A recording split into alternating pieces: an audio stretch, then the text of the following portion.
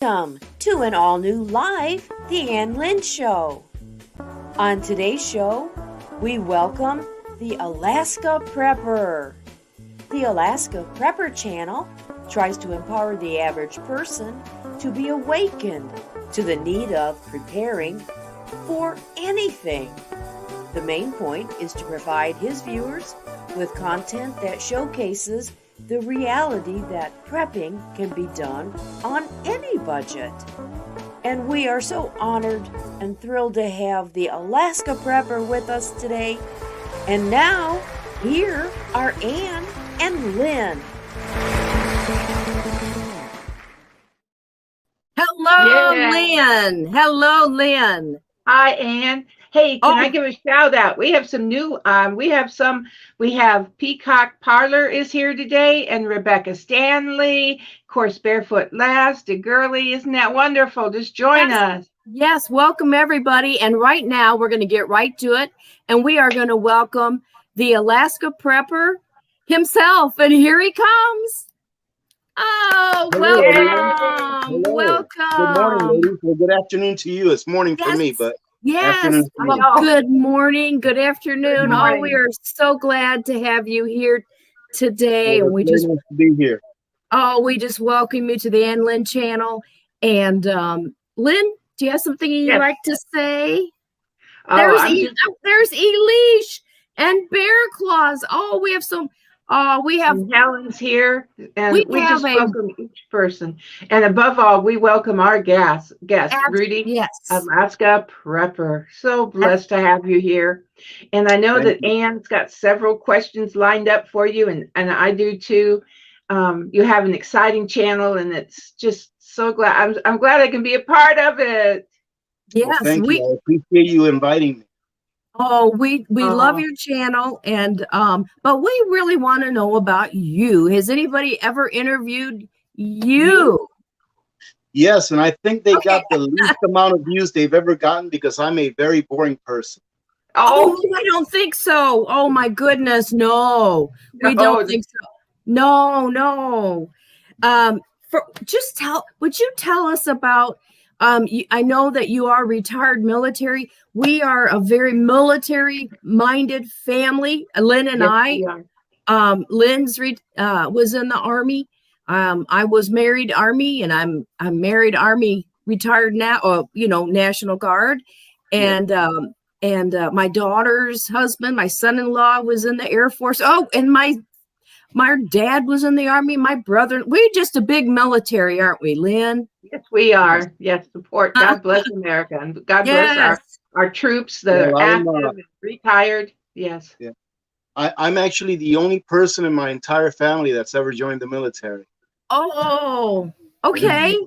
Well, were you always were you born and raised in Alaska? Oh, no, absolutely not. Oh. So my ethnicity is Dominican. I was born in Dominican Republic. Oh my, wonderful.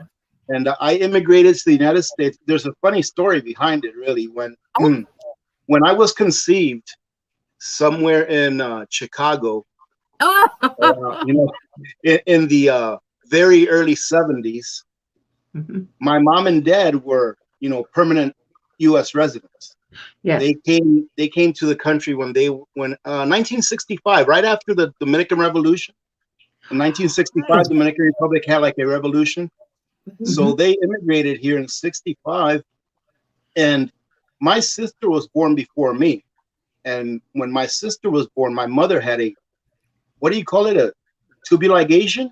Yes. Yes. When my sister was born, my mom had a tubal ligation, and then a year later, I popped out of nowhere. You were a miracle baby. I guess you could say that. Oh, you were. My mom and dad, not being very well versed in the laws, being that they were new immigrants to the U.S., they decided to have me in Dominican Republic so that I can gain Dominican citizenship. They didn't know that I couldn't come back with them because they were just permanent residents. They weren't citizens yet. Oh no! So they left. It turned out to be a blessing because they left me there with my aunt and my uncle for 3 years. It took, for them to get all the paperwork done to be able to bring me to the United States. Oh, So my. I'd say it turned out to be a blessing because my aunt and my uncle that raised me for the first 3 years, they were like my second set of parents. So it was a good thing. But I immigrated here when I was 3 years old. I came in the, I believe it was Kennedy Airport in New York City on the 4th of August of 1970. And I grew up in New York. So I was raised in New York. Oh. As soon as I turned 18, I was gone. So as soon as I turned 18, I said, see ya. I left my house. I moved to Florida. Then I ended up joining the military several years later, and where I met my wife. And here I am, through all of the trials and tribulations of being a military member. And you know how it is, right? In the Yes, military. we all know. Mm-hmm. And, yes. I even took some time off from the military and spent about a little over a decade in Michigan, where I learned that I did not like being a civilian. Well, then I rejoined the Army. So I joined the Army and ended up, traveling the world through the Army. Ended up deploying to Afghanistan and Iraq and all that jazz. And we were talking before that you, Miss Lynn, you were stationed in Fort Lewis. Yes. And that was actually my last duty station before I got sent to Alaska. The Army sent me to Alaska. Oh. And about a year after we got here, we decided that we really liked it here. So we decided to go ahead and retire here.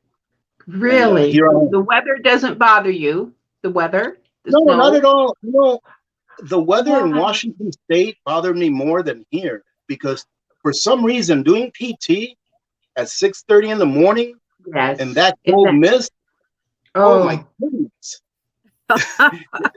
that cold in Washington goes right through your skin, right to your bones. Up here, the cold weather is pretty dry. So all you do is just put on more layers. Getting used to the weather is if you're in a cold area, you take off layers. I mean, a warm area, you take off layers. If you're in a cold area, you just put on more layers. But I'm pretty acclimated to it. I mean, you'll see some of my videos where I'm out there at 5 degrees with my t-shirt and shorts on, and so you get used to it. Well, my parents visited my husband and I when we were in Washington State there at Fort Lewis. And isn't there something about people that are born in Washington? It's like they have they're like ducks with the web. I mean, they're used to that weather out there because the chill. My parents could not get warm the whole time they were there. The chill was just, like you say, in their bones. Yeah, that's how it is. This is... Rudy, you can't believe your story is hitting Ann and I. We were both raised, she was born in Michigan. We were raised in what part of Michigan were you in? Let's see. Do you know Grand Rapids? Yes. A little town by the name of Reed City, about 70 miles north of Grand Rapids. Okay, we were down. You know where Ann Arbor is? Where's the thumb? Where's the thumb? We were about here. Right there. Not too far from the university? Pardon? Not too far from the university? Correct. Yes. In fact, I worked there for a year as a secretary at the University of Michigan. I've been there. I've been there. They make great cheese. They have a cheese making course there, or they have a dairy course there where they make their own cheese. Outstanding. Oh my God. Well, and then we have so much in common. You can't believe it. I mean, we're sitting here trying not to interrupt. We're just kind of freaking out. It's a small world. You want me to tell you a really funny story? When I was deployed to Afghanistan, we were in the middle of a mission, and it happened to be right when Christmas was. So they gave us the day of Christmas off, meaning that we didn't have to go out and do stuff, And this preacher, not a preacher, a chaplain came up to my rack, and he started talking with me. And he's like, "So where are you from?" And at that time, I was still from Michigan. That was my home of record. So I said Michigan, because I had just joined the Army a few years prior to that. And he says, "Well, we're in Michigan." So at that time, I lived in a really small town that was south of Reed City called Hersey, Michigan. And he said, well, where in Reed City? And so I started off with like, well, he's never going to know where Hersey is. So I said, well, do you know Grand Rapids? And he said, yeah. Is that where you're from? I'm like, no, I'm from a town north of that. And then he said, well, where? I'm like, well, do you know Reed City, which is a bigger town than Hersey? And he said, yeah, but where you lived in Reed City? I'm like, no. And he said, well, where did you live? I said, well, I lived in a small town called Hersey. And he asked me what my address was. Oh, no. His address was one street over from mine. Oh, my goodness. And if you've lived in Michigan, you know what Verner's is. Oh, love Whoa. it. Yes, love it. Verner's ginger ale. So about an hour some. later, he comes up to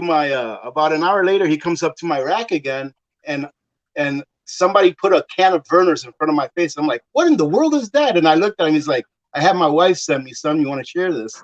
So like I said, it's a small world. It is such a small world. Oh, yeah, Verner's. I have some Diet Verner's in my refrigerator. I can't keep Verner's in the house. Whenever we find it here once in a while, but it's gone in a minute. Yeah. I know. It is here.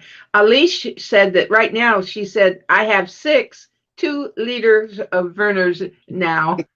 Verner's, if anybody doesn't know what Verner's is, it's kind of like a ginger ale, isn't it? It's kind of a ginger, but it's got a more ginger. It'll take your breath from you. It'll take your breath if you inhale it. So it's what we call it. Yeah. It's a sipping. You sip it. You sip Verner's. That is well, so when you funny. said that, how you came into how you came in, my husband's family, his same thing. His father was from Curacao, which is Aruba, Barbados, Curacao, off of Venezuela. And then his mother was from Puerto Rico, and the father came in through Canada and then came in the US that way. And then of course she came, but it was partly back then. He went to Ellis Island way back in that day. Wow. Yeah. Incredible. So it's incredible. And my husband was raised in Brooklyn. I didn't grow up far from Brooklyn, about 35 minutes from where I grew up in New York. I grew up in New York. I grew up in Rockland County. And I grew up in the town of Haverstraw, which is maybe 30 minutes from Brooklyn. Been to Brooklyn several times. Well, he was raised eventually in Newburgh. Okay. That's not far. Newburgh, is that in New Jersey? No, Newburgh, New York. Okay. Newburgh, up around West Point, right? When you right said Newburgh, I registered Newark. I registered Newark. Newburgh, New York. No, that's how I heard it. You said it right. Small world, though, that we've been to the same places, just different decades, Rudy. Different decades. That's what's so funny. Hey, Bear Claus says she's upstate New York. Hello, me too. Yep. Now relocated. Hello. Oh, and we had wonderful news that came. Was it yesterday? I told you, Lynn. As of April 1st, our governor has lifted the domestic travel quarantine restrictions. I'd be real careful what we say here. But anyhow, so that means we can come and go. Yeah. So that's a good thing for us. Yeah. It's hard being away from your family right now. It's hard. It's hard. But okay, so anyhow, what I love what you've done with your channel, Alaska Prepper, is you do something called payday preps, which I think is very basic. Anybody can do this. And I have for years told my kids, if you get an extra $5 or $10, just take that, even go to the Dollar Tree and buy, 5 food items, or, you know what I mean? Or 10 food items, or whatever, whenever you get a little extra, and put that away. That's kind of, Lynn knows that's kind of how I've been always kind of that way, forced to be kind of a food prepper from lack of having it at one time. And so anyhow, tell us about your payday preps. Yeah. Well, it's something that I came up with early on when I started my channel. And it was just a way of motivating people who think that they cannot get prepared because they're on such a tight budget, that, hey, just like you said, listen, if you have an extra $5, or if you have an extra $2, even an extra $2, Yes. I believe that I did a video a while back where I said that for $1 and something cents a week, that in 1 year you could have enough food to feed a family of 4 for like 3 months or something like that. And just the basic, right? Just the basics, things that will keep you alive, right? Yes. And I came up with, if you put away $1 and change, let's say $2 a week, that's $100 a year, $104 a year. With that, you can buy a 50-pound bag of rice, 25-pound bag of beans, several cans of meats and vegetables, and that there is enough calories to feed a family of 4 for a few months. Just the basic. But guess what? I bet you that, and I'm not picking on Texas, you know, I bet you that a lot of the people in Texas that were running out of food and are running out of food now would wish that they had a 50-pound bag of rice in their cupboard with beans and some canned items to get them through the patch. You know, so yeah, it's just a way of really motivating people and really showing them what I do. You know, because I was doing payday preps before I called it payday preps. You know, so I was doing it before that. I just gave it a name because, you know, you have to give it a name. And I thought, hey, you know what? This is a good name to give it. It reminds people every payday when you go shopping for groceries, get that extra can of corn or get that extra bag of rice or whatever it is that you eat.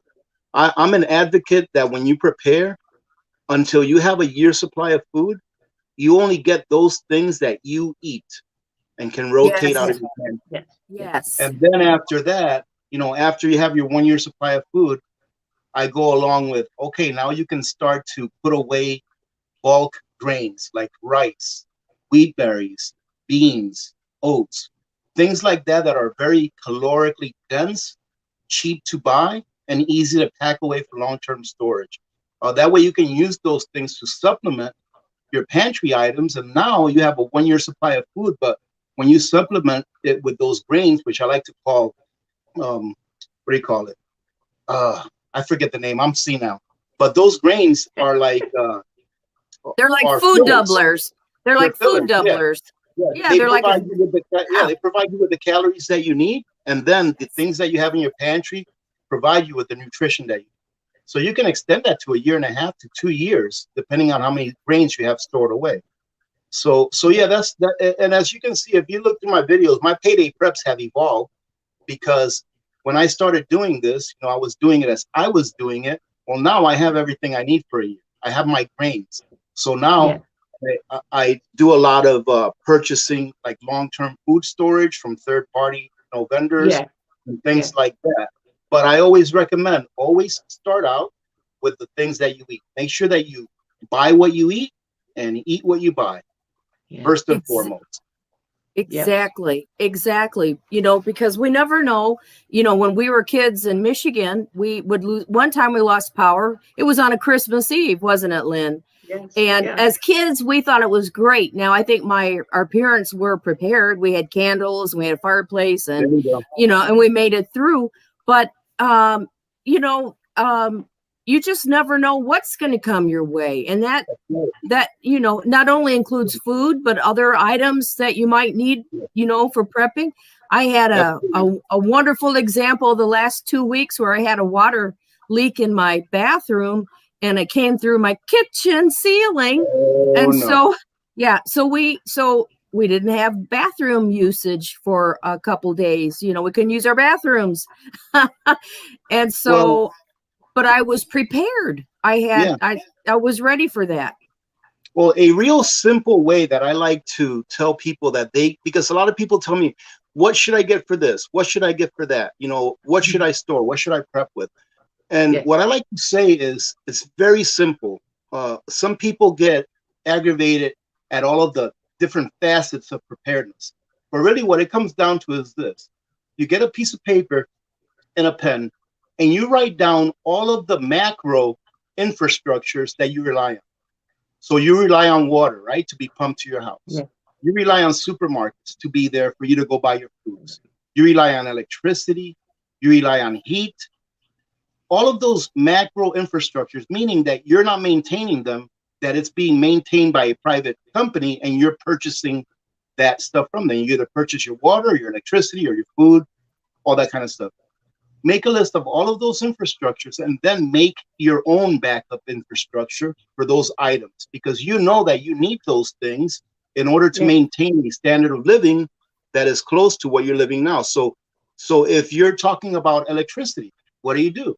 Well, just have a small generator. It doesn't have to be a 12 kilowatt generator. Have a small generator, maybe 1600 watt generator, which is enough to power your refrigerator, your freezer, your lights, a CPAP machine if you need it for sleeping, something small like that, and 2 or 3 5-gallon cans of gasoline to keep it running. Now, if you want to invest, and you can invest on a household generator, obviously that's more ideal, but not everyone can, right? Same thing with water. With water, don't rely on your water utility company to provide you with water. Of course, use it when it's available. However, have a backup plan for your stored water. And remember that no matter how much water you store, eventually it'll run out depending on how long the crises may be. So have a backup plan for that, which would be a very good quality or the best water filter that you can get. Because right now in Texas, they're having problems with their water where they have to boil it. So there's plenty of water around, but it's not potable. So if you have that backup water filter, guess what? You don't have the same problem everyone else has, because you thought of that ahead of time and invested a few dollars in getting a water filter, and now you have water. So that's what I like to tell people is look at the infrastructures that you rely on, and then try to mimic that at a micro level that would sustain you and your family. I have a question. The video you made a few days ago, well, it was just the other day, and you had gone to Costco and got that generator. Yeah. Would that little generator, because I looked it up online because I'm thinking about it. So would that little generator for the money? Yeah. Yeah, I thought it was too, and it was free shipping. You could order it online. Wow. I could get it for free shipping. Great so deal. My question is, would that run a small cube refrigerator? Do you think? Oh, absolutely. Absolutely. Okay. I have a 25 cubic foot refrigerator freezer, side by side, and I have a 25 cubic foot stand-up freezer. That small generator will run my refrigerator freezer, my freezer, my water pump, and some lights. And it will also run my heater, because I have a heater that requires electricity. It's a fuel heater, but it requires electricity. Right. So that little generator will run those things. Now, what you want to do before you purchase a generator is you want to know what it is that you're going to use it for. So, for example, if you lost power, you know that you want your refrigerator, you have a freezer. If you can hook it up to your heater, your house heater, if you have one, depending where you live, and those things that you need in order to maintain the standard of living that you're used to. Now, that small generator is not going to power a water heater if it's an electric water heater. But normally, whenever we lose power, it's not for months, In Texas, in the case of Texas, it's probably been a couple of weeks for some people. But even, I've gone 31 days without taking a shower before, and I'm still here. Maybe don't smell as good, But that's like the least of my concerns. We have medication that we need to keep cold. There you go. Well, you know what, man. I'm not trying to promote my videos, but I did a video a while back, and I forgot what the title of it was. Something about if you have medications, you need to get this. And it's a small refrigerator that they sell on Amazon, and it is a refrigerator without a compressor, and it keeps things as cool as 32, 34 degrees. And it only runs on 40 watts. It only runs on 40 watts. So in my opinion, it's perfect for those people that need insulin or have medications that they need to keep cool. And they're only like $30 or $40. I will double back and check that. We have some questions. Sure. Let me go back here. Okay. I want to go back here. Lynn, hold on, and I will bring up Wanna Be Natural has a question. What do you do if somebody has a baby during a time like that with no lights and no water? They still need to go to the hospital, right? They need to go to the hospital. So remember I said become your own infrastructure. My rule of thumbs for gasoline is I always keep enough gasoline in gasoline cans enough to fill up each of my tanks of fuel in my vehicles. So I have 3 vehicles in our household. I keep enough gas to fill up each tank of gas one time. Yeah. Yes. So in a time like that, where there is a grid down situation, if the medical facilities are available, which usually they are, because they mitigate, power outages by having a generator that runs on diesel fuel or something like that. Yeah. Then you just want to make sure that you have enough gasoline to get to the hospital. Now, if they're asking if it's like I hate using the word SHTF, but if it's like a life-changing event that, power is not coming back forever and the hospitals are down, then, take this time to make friends with a nurse or an EMT or a doctor. Because only because the power goes out doesn't mean that doctors disappear. They're still going to be right. So make time to know where to go, have a friend that's a doctor or a medical professional, and even buy some books that teach you the the basics. Because what we have to realize is that 100 years ago or 200 years ago, we didn't have the technology we have now, and babies were still being born, right? We didn't have electricity 200 years ago. Babies were still being born. So yeah, you just have to plan ahead. Being prepared is just a way of planning ahead for when something happens, so that you can maintain something close to the standard of living that you live now. You need electricity? Yes, prepare for having electricity during a power outage. You need food? Yes. And what size would you recommend? Paris is asking, so what size could be a good one? Let's see. Generator. So what size it could be good to, or just what's a good basic size of a generator? What would be, for a generator? Okay, so that is, there's no right answer for that, right or wrong answer, because everyone's different and everyone has different needs. What you need to do is this: you need to make a list of all of the appliances and or personal devices and electrical devices that you are going to need during a power outage. Right? So you make a list of them. Then you go and you check the tag. Not usually, it's supposed to be on there. The tag either on the back of a refrigerator or on a power cord that comes attached to the device. It'll tell you how many watts that device uses. So you make a list of all of your devices and appliances, whatever it is. Then you go ahead and write down how many watts each of them use. And when you come up with a total, I always like to go 1.5 times more than what I came up with. So for example, if I came up with, I need 3,000 watts of electricity in order to run all the things that I need to run, I want to go out there and get a generator that's at least 4,500 watts. Yes. So that's what you want to do. And when you have what they call the startup, does that kick? It needs a little extra boost, doesn't it? What's called a startup or a kick? Okay. Yes, I know exactly what you're talking about. And yes, for example, a compressor on your refrigerator. Yes. When the compressor first turns on, it uses more voltage for about the first 10 seconds than it regularly uses when it's running idle. So yes, a surge, yes. Surge. Okay, so you want to make sure your generator can handle that 10 seconds of surge, or it'll just right down. Well, it'll probably turn off, yes. But yeah, you definitely want to make sure that you do that. So that's why I like to add that 0.5 to the number. Yes, that's what I thought you were doing, because you knew about, that's what I thought you were doing, yes. And, I know that it's kind of hard times sometimes right now for someone, but I know I watched your preparing financially too. It's been a blessing to watch preparing financially, and you were talking about if it's always like people say, should I get out of debt? And of course you said yes, get out of debt, and then start putting away a little bit, even if it's going to precious metals, or is that how we say it, precious metals? Yes. And they're always going to probably be used for bartering or buying, and because we don't know what the economy, do we?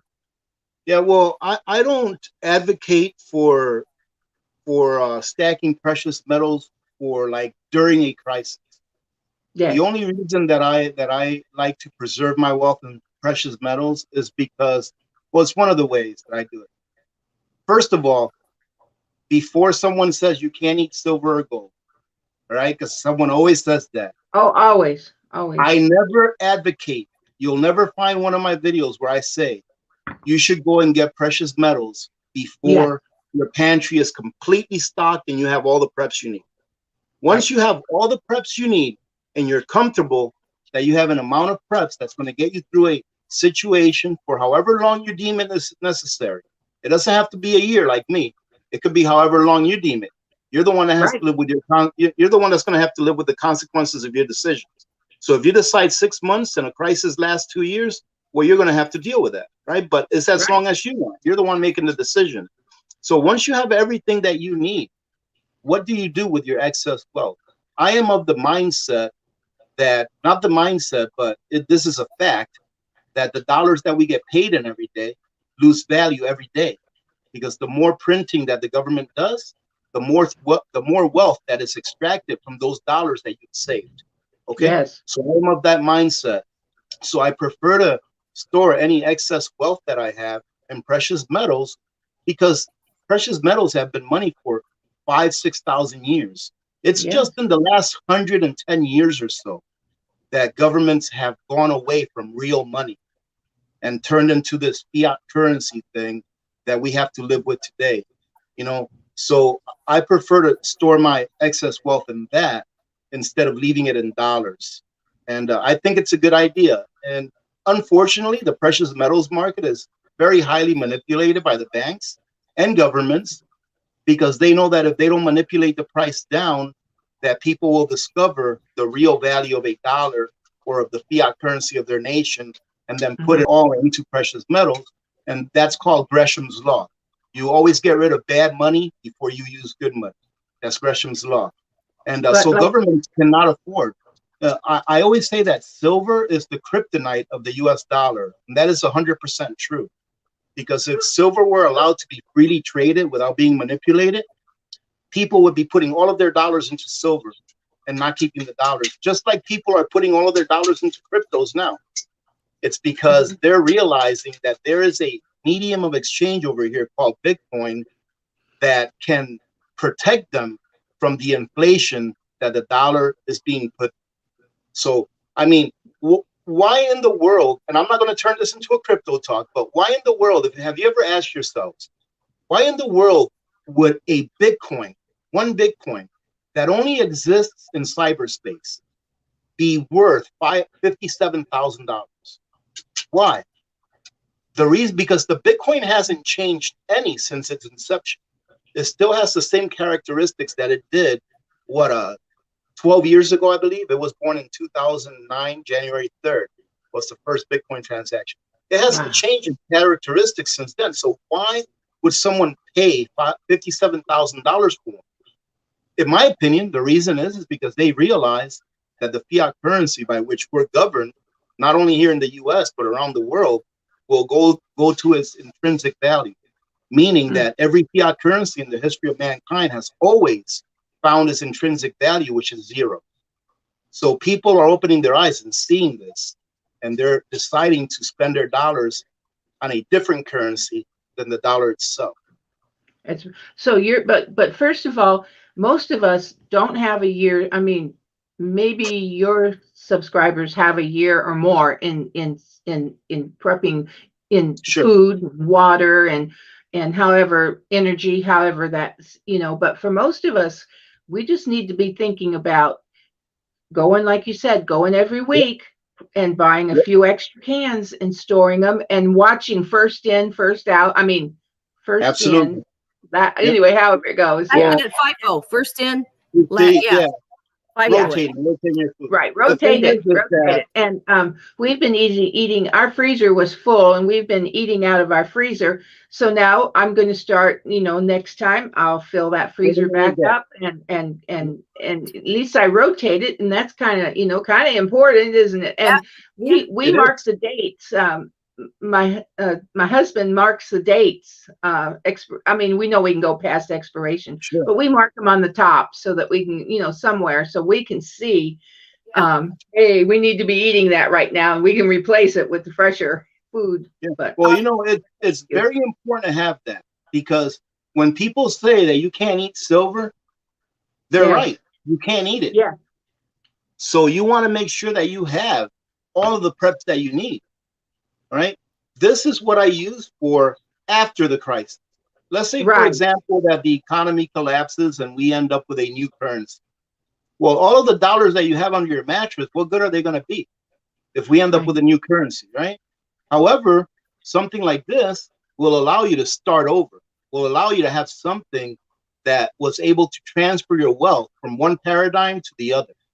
And people say, well, that will never happen because they may have normalcy bias or recency bias, but it's happened in the US before. You know, in the last 100 years, the US has defaulted twice. And many people don't understand that. The first default was in 1934 when FDR confiscated the gold and then bailed out the Federal Reserve and eliminated the Treasury note from circulation. That was a default because as soon as he confiscated the gold, he repriced gold at $15 more per ounce, which consequentially devalued the dollars that he gave the people for the gold by 75%. So they found themselves, after they turned in their gold for dollars, they found themselves having to pay 75% more for everything they bought. So that was a default, right? That was a default because that was a change in our monetary system for the favor of the government. Then our second default was a worldwide default. It was on August 14th, 1974. And that was when Nixon took us off the gold standard. And the reason he did that is because at that time we were the holders of most of the, or we were the keepers of most of the world's gold. Yes. And at that time, gold was trading for $35 an ounce. Well, the world woke up to the fact that the US was printing so much money that there's no way they could have that much gold to back it up. So they started asking for their gold. Well, at the beginning of that, we had 20,000 tons of gold, and he stopped it at 8,357 tons because he knew that he didn't have enough gold. So he defaulted on the world. He pretty much said, nope, you can't have your money, but you can use my fiat currency. And at that time as well, if you look at the monetary charts at that time, you'll see that the creation of fiat just escalated and escalated. And now we're $28 trillion in debt, which can never, ever be paid off. Right. So, it's very important to prepare your financial life as well, if you can. Right. If you can, but go ahead, Ann. I'm sorry. Another question. There was a question about Sister Marie wanted to know, are the common gold and silver dollar coins good to save? Your common gold and silver coins. Yeah. Gold is gold and silver is silver. Okay. All right. Is she talking about these? I think is she talking like a 64 like silver dimes? If she's talking about these, absolutely, these are 90% silver. Okay. Yes. This dime right here, this dime or two of these dimes in 1964 could buy you roughly a gallon of gas. Okay. Today, if I take two of those dimes to a coin shop and trade them in, I'm going to get about $3.80 for them. Can $3.80 buy you a gallon of gas today? No. Yeah. $3.80 can buy you a gallon of gas. So those two same dimes that you could use in 1964 to buy a gallon of gas, you can still use them today to buy a gallon of gas, which means that they've preserved your purchasing power. Well, you know, I like to watch metal detectors. I really enjoy watching. And in fact, Ann has a metal detector. we did a little bit of detecting at her house when she lived here near me. But you know, they're always thrilled when they find silver coins. Of course, you know, elated if they find gold, but usually if they can find, like you say, those early silver coins, man, they jump up and down, you know, almost when it's silver. Yes. They know the real value, don't they? Yeah, absolutely. And the government does as well. That's why they do everything they can to keep the price down. If every person, I say this all the time on my channel, I have a second channel that's called Alaska Prepper News, and I go over the financials every day. So I do it. It's usually like an 8-10 minute video, and I go over the markets and I go over articles that have to do with financing and the economy. If every person in the United States that has a job, which is what they're saying is about 150 million, but That's what they're saying. If every person went out every month and bought 1 ounce of silver, just one, in less than a year, we will have a new economic system. Wow. But people don't know that. Wow. Because there is not enough silver. There is not enough physical silver to accommodate 150 million people buying 1 ounce every month. 1 ounce. Only 1 ounce. Yep. So if people knew that they can go back to a more honest monetary system by buying 1 ounce of silver every month or every payday, we would be back to a more honest monetary system if everyone do that. But most people don't know that because they don't teach in schools what real money is. They teach you what they want you to know so you can be a good worker. Okay, we've got a couple more questions. Go ahead, Ann. When was the last year for silver in coins? 1960. Well, there's two answers to that. 1964 was the last year that 90% silver coins were minted. Between 1965 or from 1960.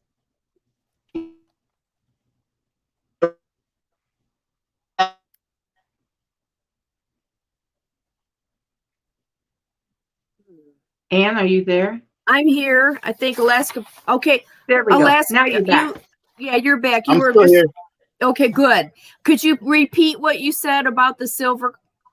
Yes. From 1964 and before, those coins, for example, any dimes, quarters, half dollars, and dollar coins were all 90% silver. Okay. The nickels were not. There were some nickels that were minted between 42 and 45 that were 40% silver. And they did that in efforts to help the war effort because they needed copper. So they replaced the copper with silver. But that was only for like 3 years that they did that. From 1965 to 69, half-dollar Kennedy coins were minted out of 40% silver. Now, so 69 was technically the last year that any silver coins were minted. However, the ones that are 90% are from 64 and prior. Okay. Should we buy Bitcoin now? Oh, well, I'm not going to tell you what to do, but I'm going to tell you what I think. So I learned about Bitcoin about 4 years ago, and I studied it for about a year. And then I decided to buy some, just a little bit. And I went ahead and transacted with it. I actually bought a 5-ounce bar of silver with it online. And it worked. I couldn't believe it. I was like, oh my goodness. So when I studied it and I read the white papers, it's pretty much, like everything that it's supposed to do and what they're going to do with it. I was like, this is the future. So I decided to buy some. So I purchased a core position about 4 years ago, and I've never touched it. And in my opinion, Bitcoin and cryptocurrencies, not all, but the good ones, are the future. They're going to be the future of money, right?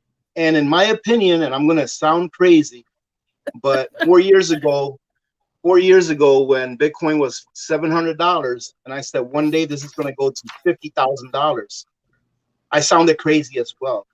But in my opinion, within the next 5 to 10 years, you'll be able to buy a Bitcoin for about, I would say, anywhere between $2 to $5 million per coin.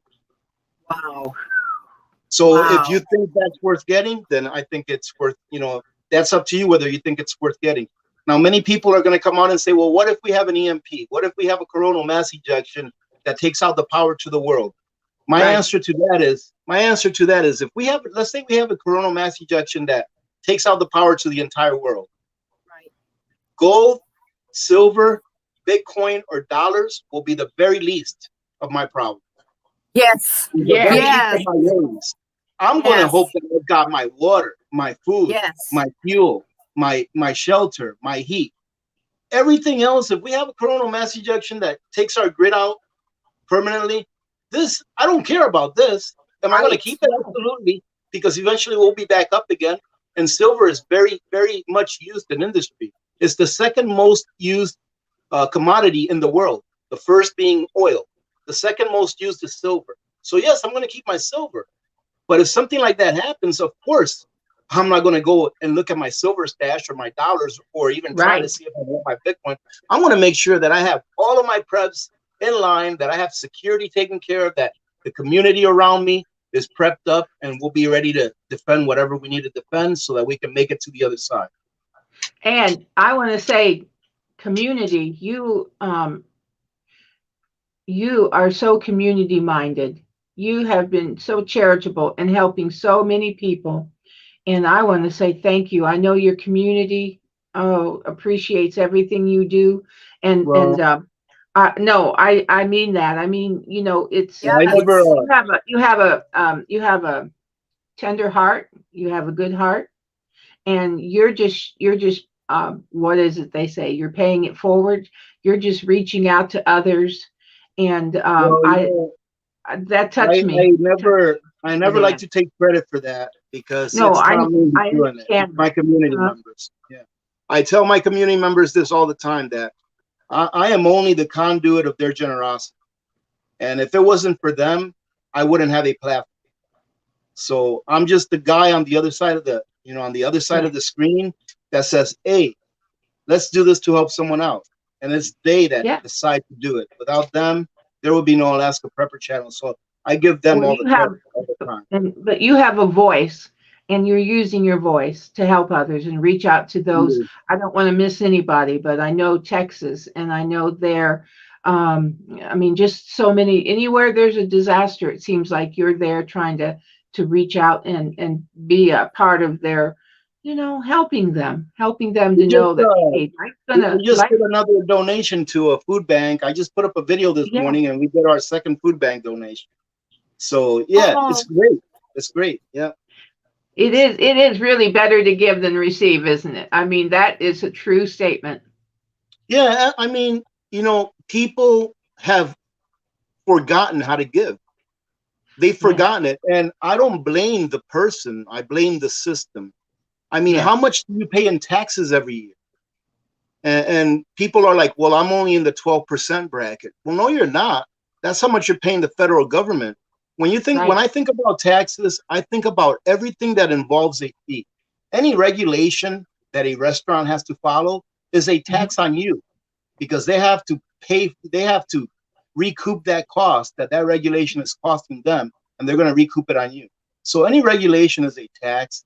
Any fines are taxes. If you get caught speeding, that's a tax, right? That's a tax because you're using the road the way that you want to do it, even though you pay taxes to have that road built. So, you know, you may get the vibe that I'm not very government friendly, and I don't agree. I've always said I love my country, man.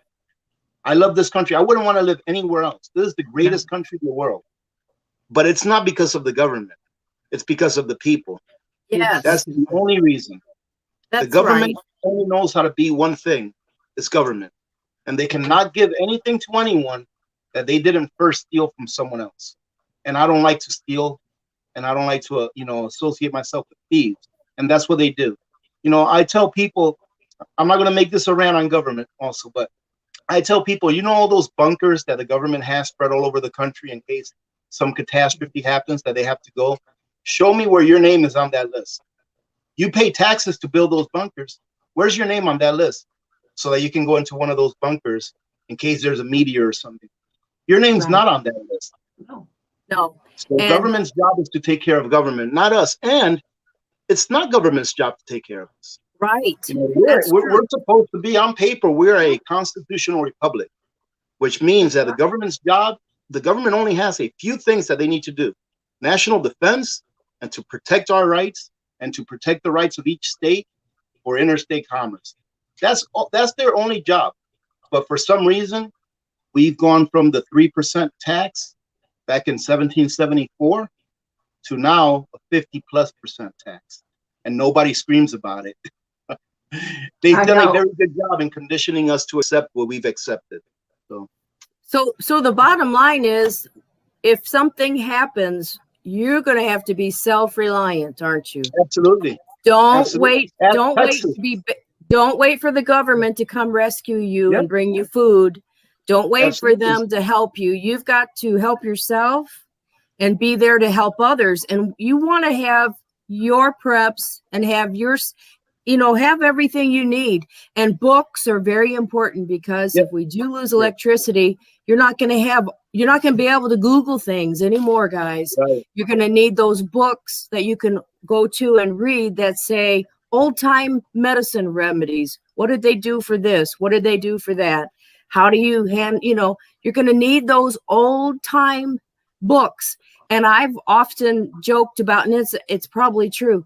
You know where to find most of the tools that we're going to need. Just say if something happened, it's going to be at Cracker Barrel on the walls and hanging from the ceilings. Probably. I mean, when you look around, go next time. I challenge you. The next time you go to Cracker Barrel, look at the walls, and I mean, those are the things that you might need. And or I know where Lynn's going to go. She's going to go to the local state park that has them. We're a museum where everybody needs to go to the museums. That's, No, I was going to say, if you prep now, there's an auction tomorrow night. And I've looked at his pictures already, and it's tools. And you know what? These are some of the older tools. These are some of the older tools that, men and women have collected for years, and then they go to the auction and, hey, check out auctions. You can find a lot of prepping things at auctions that work, that are just plumb cheap almost, at times. It depends on the crowd, and it depends on the season, but, yes.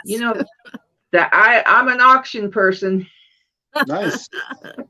Well, we have this. Oh, this has been a wonderful hour with you, Alaska Prepper. I can't believe it's almost an hour almost. Almost. I can't believe it's almost over.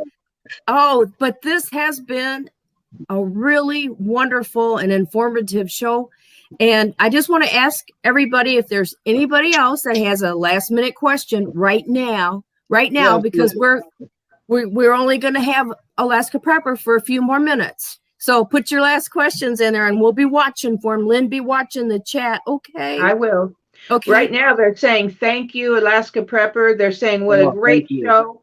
They really are glad that you were here today with us. I know we have some of your people. Do you want to have shout out to anybody that you see there? Well, I'm trying not to look away. Go ahead. I know. I want you to give out shout outs to your people. I know some of your folks came in. A lot of our folks came in. Let's see. I'm going to go back to the top here. Oh, I think Maria seen this over at our place. I'm pretty senile, so I'm very senile. So if I miss someone. Hello there. Be home. Hello, Patrice, Barefoot Lass. People, when I do my live stream, I think I've lost a few subscribers because I spend like 10 minutes doing nothing but saying hi to people. Oh, we love our people. We love our people. Well, I'm going to do a couple shout outs then, real quick. Helen Dickinson, I love you, girl. Snafu Snaps. Hey, there's Helen. Patricia. We love you, Snap. Yep. Barefoot. Bear Claws. B&B Home. Oh, Thomas from Austria. Oh my goodness. Thomas is in the house. Yes, Thomas. You want to see what Thomas sent me? Let me show you something. Yes. Thomas is from Austria, and he sent me this, and it's the awesomest thing I've ever got. That is awesome. Oh, love it. Just so cool. That is so cool. Oh, love it. I love it. Oh, my goodness. I've got a shout out. I want to say hello to Elish. I've missed her. She's here today. Da girly is my girly. So I want to say shout out to my girly. Yes, honey, I love you. My baby girl. Can I shout out a question just real quick from Barefoot Lass? Absolutely. Is a Echo, it says Echo ECCO Delta 1800 generator a good brand? ECCO Delta. Echo Delta? Never heard of it. Okay, there you go. This is what I have to say about generators. For example, let me go ahead and say this real quick, because I had a comment when I showed everyone that I got that little, Furman generator on my last payday prep. Yeah. For that $350 that it was. Yeah. I had a comment and someone said, I've had a Honda generator for 18 years that I paid $3,000. And he said, you're better off buying something really good that'll last you a long time than buying something cheap. Well, my answer to that is great. If you have $3,000 to go buy a $3,000 generator, by all means, go get it, because I agree with that. However, if you're not of means that can afford a $3,000 generator, right, and you can only afford a $350, what would I say to that person? No, you shouldn't buy it, and be prepared for the next crisis, because you don't have the other $2,700 to purchase a bigger one. No, you buy the best that you can afford. And that generator that I bought, I don't need that generator. But first of all, it was a great price. And second of all, I understand that there are people out there that may only be able to afford a $350 generator and not a $3,000 generator. So I say that if you're looking for a generator for your home, first find out what size of a generator you need, and then get the best one that you can afford. It doesn't have to be the same one that I showed you. I just like to give people options. That way they can make a more educated decision in purchasing something. Because that one, right? Go ahead. I'm sorry. I was going to say, because if I was not, I'm sorry, if I was going to save up for a $3,000 generator, it might take me a couple of years. But if I have $350 today, I'd rather have that, that security of knowing that I'm going to be able to at least run my, the things that I really need to have on during an outage, than to say, okay, well, I'll just go without it today because I got another 2 years to save for this more expensive one. So, yeah. Right. Oh, that was Costco. That's what I was going to say. That was Costco. Yes, that was at Costco that I got that. Yes. I'm a Costco junkie. We're Costco people. We are. But we are Costco people. Let's see. I thought I saw one more question. Oh, what's the best brand for a quiet generator? Okay, so that Furman that I bought is a quiet generator. It only goes at about, I think, around 60 decibels or so, or 58, which is pretty good. The best brand for a quiet generator, in my opinion, would be a Honda. A Honda. So if you're looking for a generator that is equivalent in power to that Furman that I picked up, which is about 1,600 watts, 2,100 watt surge, you're going to look about $2,000. Oh, okay. But they are very high quality generators. Yes. Very high quality. What I think about, like, for example, that generator I bought, that Furman, right? I bought it as a backup to my backup to my backup to my backup. Right. So what I'm telling myself is, usually whenever you purchase a generator for whenever the grid goes down, usually whenever the grid goes down, it's not for a very long time, like for months. If it was that, we'd be a third world country right now. That was the case. Right. It's usually, like, for example, here where I live, we usually lose power several times during the winter months, right? And whenever power goes out, we've been very lucky to never have a power outage that lasted more than like 5.5 hours. Yeah. So when you're using a small generator like that, like the inexpensive one that I bought, the Furman, you're not using it to run it 24 hours a day, 7 days a week. Right. No. You're using it to run it when you need it. So in my opinion, something like that will last you a long time. Now, if you're getting a generator because you're using it to run it 12 hours, 18 hours a day, maybe you would like to invest in something that's of more quality. But yeah, in my opinion, the Honda is the cream of the crop when it comes to generators, because they make very high quality, but you're going to pay for it. Right. Well, wow, this has been an excellent show. And thank you. We want to say thank you so much, Alaska Prepper, for being with us today. It was wonderful to meet you today, to have you on as a guest. And we would love to have you back on sometime in the Absolutely. future if you have an opening. Okay, I will. You heard that, Lynn. I did. Okay, and so Alaska Prepper, we will let you go, sir. And we want to tell you, thank you for your service to our military. Yes, thank you. Thank you. Well, I want to say thank you to everyone that showed up. I hope you all have a great day. And if you're not prepping and you don't start prepping after this, then I don't know what else to say. I failed you. But I hope that everyone watching on here, if you are not of the preparedness mindset, that you would at least look into it and ask yourself what you would do for your family should you run out of food and not know where food would be found for the next several meals. Right? Because we all go down to our basic instincts when we're suffering, fight and flight. So, make sure that you're doing something to better yourself as far as being better prepared for anything. It doesn't have to be for one thing. Hey, it's a good thing I was prepared because we lost a job and was out of work. He was out of work for almost 9 months. Yep. So, but we never missed a meal, There you go. That's what it's about. That is what it's all about.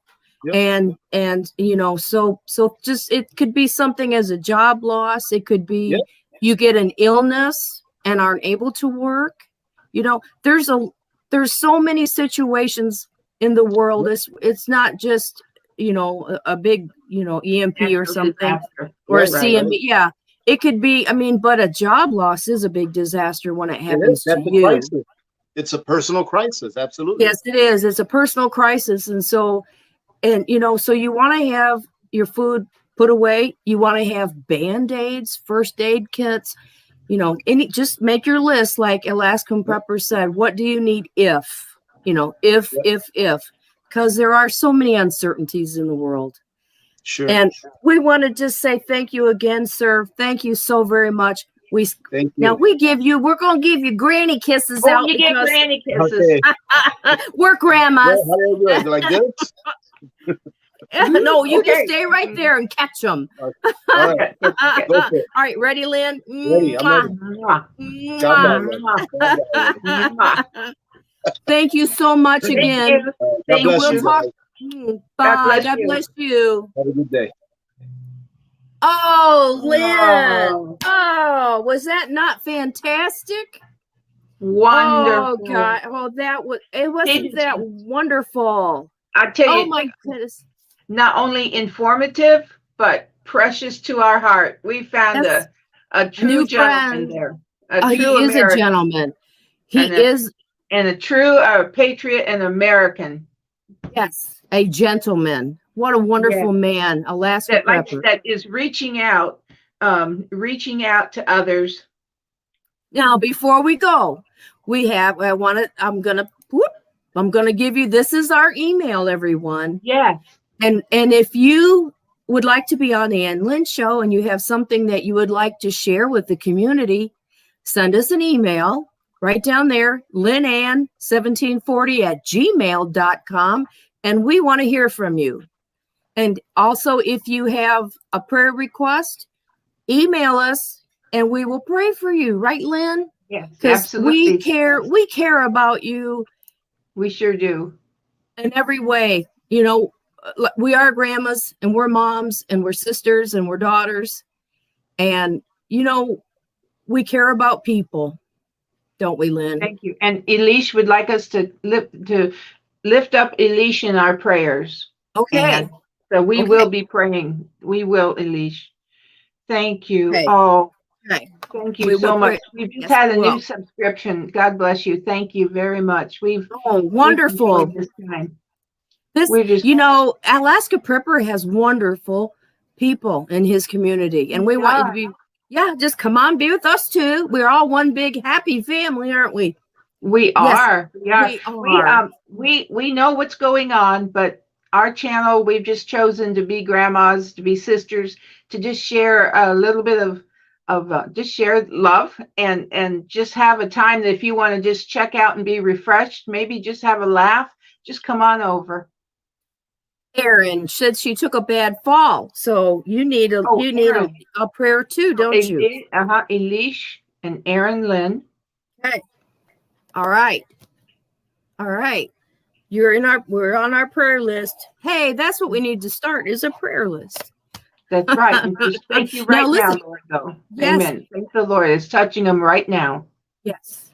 And he's got his hand on him. Yes. And tell you what, we're going to let you go here, but we wanted to let you know that Wednesday we will be back at 10 a.m. Eastern with an all-new live Ann Lynn Show. And you know what day it is? Next Wednesday? It is St. Patrick's Day. Yes. So we want everybody to join us for St. Patrick's Day. Dress up and wear your green. Send us a picture right down there to that. We're getting a few pictures. Send us some more pictures so that, or dress your doggy or kitty cat up, or your bird, or your gerbil, or your snake. I guess just dress them up and send a picture. But be with us on Wednesday. Oh, and listen up. We have another special show next week. It's a 2 for this week and a 2 for next week. Next week, right? You want to? Do you want to say who's coming up next week? Who you want me to? I gotta get my book. I just gotta make sure I get the date. Next week it's you and I. Right on Wednesday at 10 a.m. Eastern, right here. And mark your calendar. Yes. Go ahead and then announce. Mark your calendars for Thursday, March the 18th at 4:30 p.m. Eastern. It's a very special show. We have Mr. Bob Wells from Cheap RV Living coming on our channel. He has a huge following, and this is all about the nomadic life. These are the people who live out west in their vehicles. Anywhere they go from Alaska Alaska down to Arizona. Yeah, they're full-time, I don't want to say RVers, but they're full-time nomads by choice. Most of them, right? And Mr. Wells was just featured in a movie. It's in the shows now, and you can get it at Hulu. It's Nomadland, and so he's got a part in that. He's shown in that. I've been able to see previews, but I've never gotten to see the movie yet. I don't have Hulu, but it's going to be exciting. So B&B Home says they love Bob. We are part-time van lifers. Well, then be here next week, Thursday at 4:30 Eastern, and with Mr. Bob Wells of Cheap RV Living. Go over and check his channel out, and also follow him. Subscribe to him. It's going to be awesome next week. We're going to have to get lots of rest, Lynn. I know. Well, we want to give some granny kisses out and thank you all for joining us. Thank you to our moderators. Thank you. What a wonderful job. Thank you, moderators. Each one of you. We have wonderful moderators. And to those who just subscribed to us, granny kisses to you too. And to each one, we love you, appreciate you, and we will see you here. And email us. Yeah. Email us. Okay. Bye. Granny kisses out. Okay. Mwah.